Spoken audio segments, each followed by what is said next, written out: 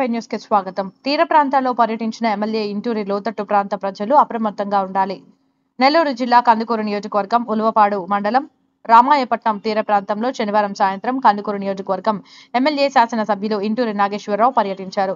తుఫాను దృష్ట్యా రామాయపట్నం వద్ద సముద్రం అలల తీవ్రతకు కోతకు గురైన సముద్ర ప్రాంతాన్ని అధికారులు స్థానిక ప్రజలతో కలిసి పరిశీలించారు.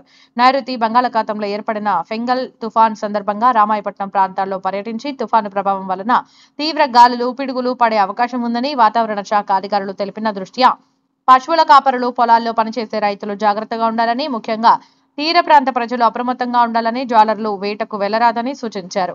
చిన్నపిల్లలు, గర్భిణీ స్త్రీలు బయటికి రాకుండా జాగ్రత్తలు తీసుకోవాలని తెలిపారు. నియోజకవర్గ వ్యాప్తంగా అన్ని మండలాల్లో రెవెన్యూ సిబ్బంది మరియు సచివాలయ ఉద్యోగులు గ్రామ సచివాలయం వద్ద ప్రజలకు అందుబాటులో ఉండాలని అధికారులకు తెలిపారు. నియోజకవర్గ వ్యాప్తంగా అవసరమైన చోట సహాయ కేంద్రాలు ఏర్పాటు చేసి ఎవరికి ఏ కష్టం వచ్చినా ఆదుకునేందుకు సిద్ధంగా ఉండాలని సచివాలయ ఉద్యోగులకు, కూటమి నేతలకు ఎమ్మెల్యే ఇంటూరి నాగేశ్వరరావు సూచించారు.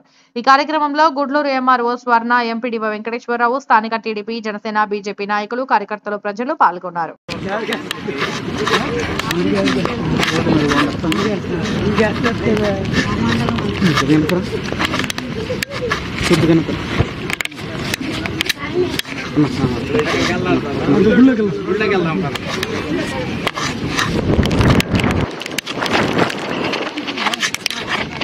నా కళ్ళలో పడుచుకుంటుంది పైకి గొడుగు పైకి కళ్ళలో పడుచుకుంటుంది.